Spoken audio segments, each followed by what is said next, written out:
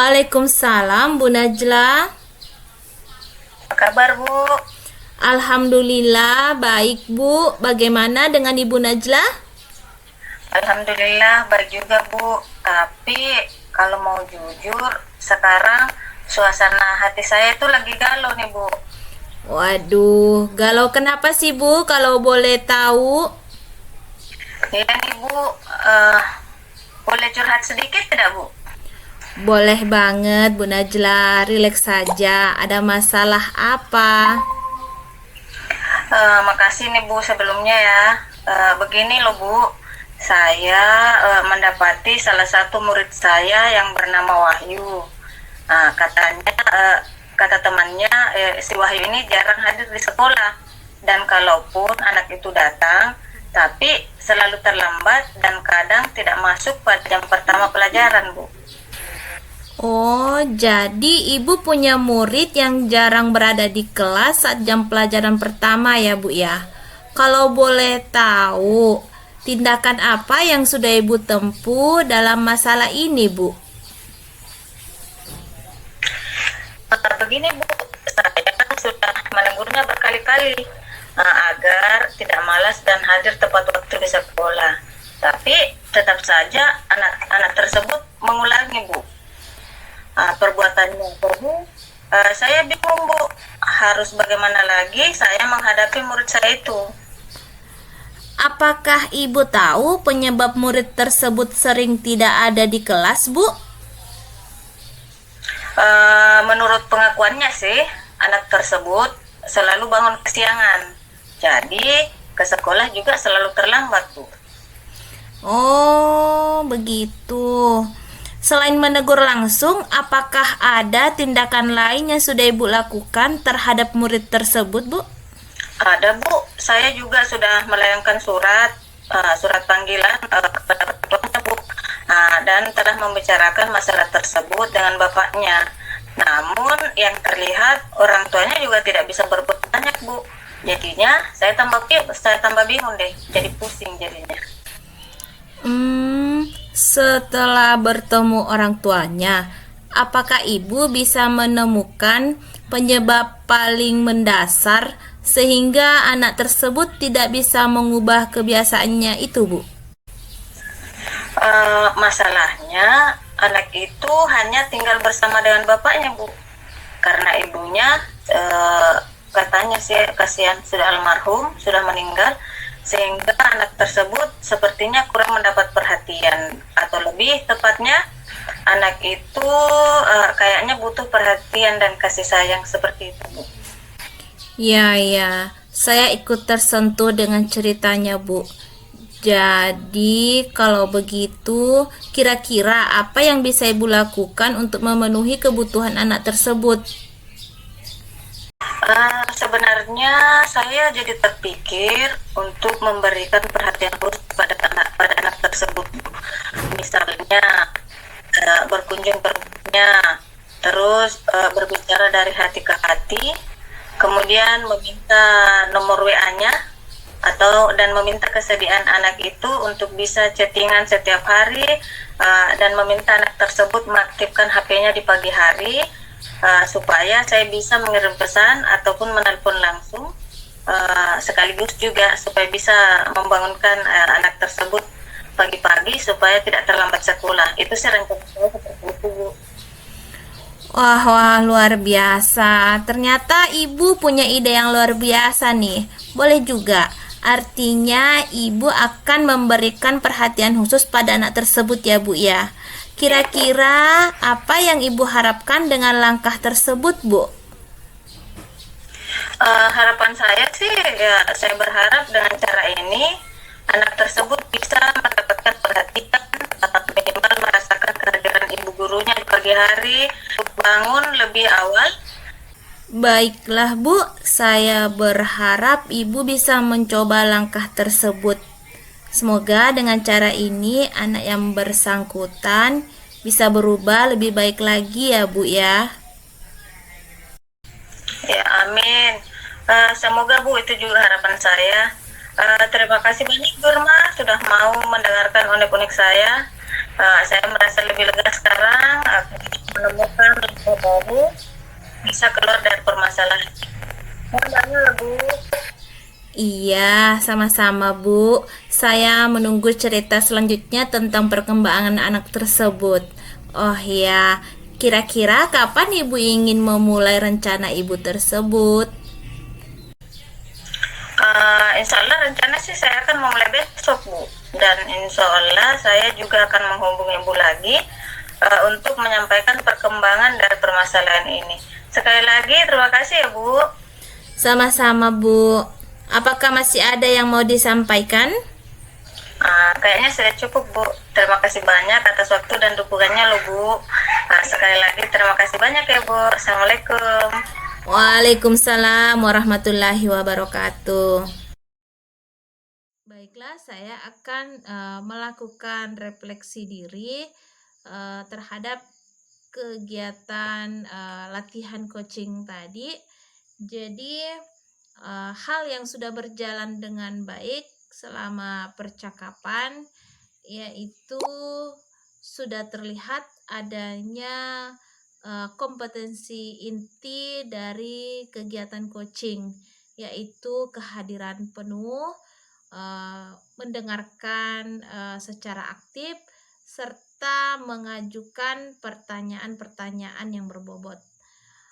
Adapun hal yang masih perlu diperbaiki ataupun masih perlu untuk ditingkatkan, yaitu di sini masih perlu perbaikan dalam percakapan yang lebih rileks dan menggunakan bahasa yang lebih sederhana dan tidak baku.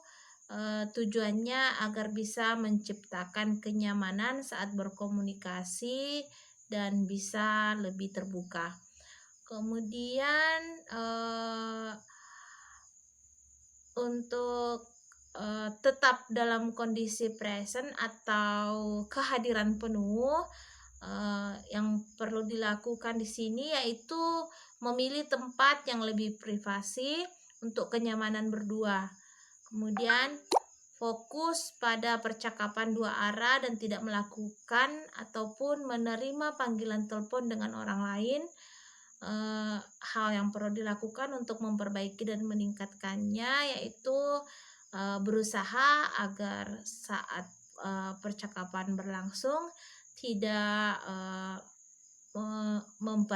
memperhatikan ponselnya atau memegang ponsel untuk kepentingan yang tidak berkaitan dengan percakapan. Saya rasa demikian refleksi diri latihan coaching pada kesempatan kali ini. Semoga pada penerapan selanjutnya bisa lebih baik lagi. Sekian, Assalamualaikum warahmatullahi wabarakatuh. Selamat pagi Bu Irma. Bagaimana kabarnya hari ini? Baik Bu, Alhamdulillah. Kayaknya ada yang lagi galau nih. Ada apa nih Bu? Iya nih Bu, saya ingin cerita sedikit tentang kendala saya dalam mengajar. Saya ingin meningkatkan kompetensi saya dalam mengelola kelas Bu, tapi saya masih pusing. Gimana caranya? Oh, menarik sekali Bu. Tapi sebelumnya saya ingin bertanya dulu Bu. Apakah kira-kira tujuan Ibu dalam meningkatkan kompetensi tersebut? Saya ingin menciptakan kelas yang kondusif dan menyenangkan bagi siswa, Bu. Kira-kira selama ini apa yang sudah Ibu lakukan untuk mencapai tujuan tersebut? Saya sudah mencoba berbagai metode pembelajaran, tetapi belum ada yang benar-benar efektif, Bu. Oh, begitu. Kira-kira apa yang menjadi tantangan Ibu dalam mencapai tujuan tersebut? Saya masih kesulitan untuk mengendalikan siswa yang suka bicara saat pelajaran berlangsung, Bu. Jadi, kira-kira apa yang Ibu butuhkan untuk mencapai tujuan tersebut? Saya membutuhkan strategi untuk mengendalikan siswa yang suka berbicara saat pelajaran berlangsung, Bu. Nah, baik Bu. Sekarang mari kita bahas dulu strategi untuk mengendalikan siswa yang suka berbicara saat pelajaran berlangsung. Pertama-tama kita perlu memahami penyebab siswa suka berbicara saat pelajaran berlangsung, Bu. Apakah karena mereka tidak memahami materinya, atau apakah karena mereka bosan, atau apakah juga mungkin mereka hanya ingin untuk menarik perhatian, Bu? Kira-kira yang mana itu, Bu, menurut Ibu? Saya pikir mungkin karena mereka bosan ya, Bu. Bayangkan, mereka harus belajar terus-menerus selama 3 jam pelajaran, Bu. Baiklah, kalau demikian, kira-kira tindakan apa yang perlu Ibu lakukan untuk menghilangkan itu, Bu? Menurut saya perlu menciptakan suasana kelas yang menyenangkan, atau bisa juga menggunakan metode pembelajaran yang lebih bervariasi agar siswa tidak bosan, Bu. Wah, ide Ibu itu sudah sangat bagus. Kemudian selain menggunakan metode pembelajaran yang bervariasi, kira-kira langkah apa lagi yang bisa Ibu lakukan? Selain itu, saya juga perlu memberikan penguatan positif kepada siswa yang tenang saat belajar, Bu. Kita bisa memberikan pujian atau penghargaan kepada siswa yang diam dan mendengarkan pelajaran dengan baik. Ini tujuannya untuk memotivasi siswa yang sering berbicara saat sedang belajar, Bu.